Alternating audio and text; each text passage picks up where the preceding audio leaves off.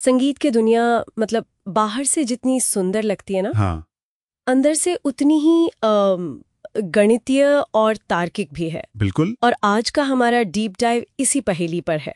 हमारे पास संगीत विशारद नाम की किताब के कुछ पन्ने हैं। और हमारा मिशन है ये समझना कि शार्प और फ्लैट चिन्हों का इस्तेमाल कैसे होता है। बिल्कुल। और एक बहुत ही क्या कहते हैं, क्लेवर कॉन्सेप्ट भी है, एनहार्मोनिक चेंज। हाँ, वो तो संगीतकारों के लिए एक तरह का सीक्रेट हैक है। तो चलिए इस पहेली को सुलझाना शुरू करते हैं। बिल्कुल।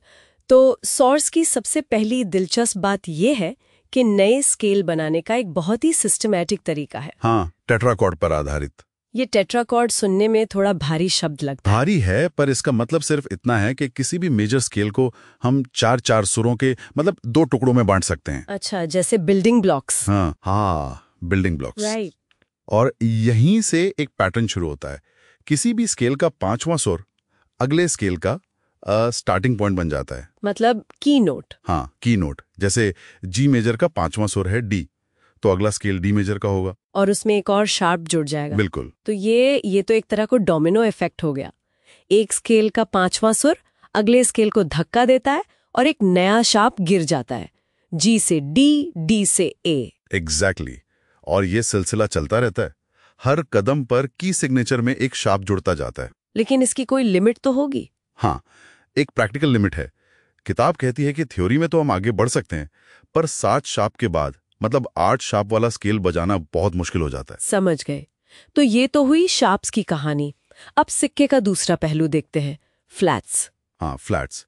ये शार्प प्रक्रिया के ठीक उल्टा है। मतलब शार्प के लिए हम पांचवा सुर लेते थे, तो फ्लैट्स के लिए हम चौथा सुर लेते हैं, और मेजर स्केल की संरचना बनाए रखने के लिए हमें एक सुर को फ्लैट यानी एक सेमीटोन नीचे करना पड़ता है। एक मिनट, ये मेजर स्केल की संरचना ही तो पूरे खेल का आधार है ना? हाँ। ये टोन टोन सेमीटोन वाला पैटर्न। पियानो पर देखें तो सेमीटोन मतलब एक चाबी से ठीक अगली चाबी, चाहे वो काली हो या सफेद। और टोन मतलब 2 सेमीटोन। यही वो फॉर्मूला है जिसे हर स्केल फॉलो करता है। अच्छा। और इसी फॉर्मूले को बनाए रखने के लिए फ्लैट्स जुड़ते जाते हैं। जैसे एफ मेजर में एक फ्लैट आता है, फिर बी फ्लैट मेजर में 2, और ये पैटर्न भी आगे बढ़ता रहता है। यहीं पर यह वाकई दिलचस्प हो जाता है।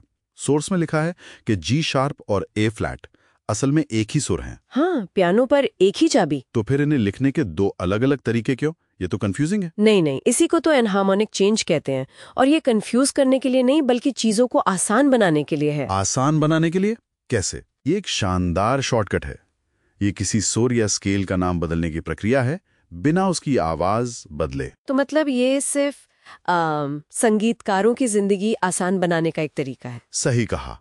सोचिए, 8 शार्प वाले जी शार्प मेजर स्केल को लिखने और पढ़ने के बजाय संगीतकार उसे ए फ्लैट मेजर के रूप में लिख सकते हैं, जिसमें सिर्फ 4 फ्लैट होते हैं। बिल्कुल। सुनने में दोनों एकदम एक जैसे हैं, पर दूसरा वाला पढ़ना और बजाना कहीं ज्यादा आसान है। अरे वाह! तो सी शार्प मेजर जिसमें 7 शार्प्स हैं, उसे डी फ्लैट मेजर भी कहा जा सकता है, जिसमें सिर्फ 5 फ्लैट्स होते हैं। ये तो कमाल की ट्रिक है।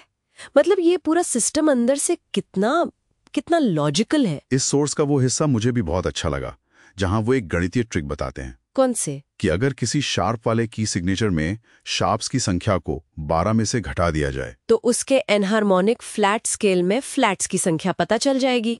हाँ, जैसे डी फ्लैट मेजर में 5 फ्लैट हैं, तो उसके एनहार्मोनिक सी शार्प मेजर में 12 - 5 7 शार्प्स होंगे। सही। ये इस सिस्टम की मतलब एक मैथमेटिकल ब्यूटी को दिखाता है। तो आज हमने देखा कि मेजर स्केल एक तार्किक नियम से तो बनते ही है, लेकिन एनहार्मोनिक चेंज जैसी एक चतुर तकनीक इस सिस्टम को प्रैक्टिकल और एलिगेंट भी बनाती है। बिल्कुल। ये सिर्फ नियमों का एक सेट नहीं है, बल्कि संगीतकारों के लिए एक स्मार्ट टूलकिट है। सही कहा। और ये सोर्स हमें मेजर स्केल पर लाकर छोड़ देता है।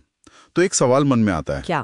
कि यही शार्प्स, फ्लैट्स और एनहार्मोनिक चेंज का सिस्टम माइनर स्केल्स पर कैसे लागू होता है?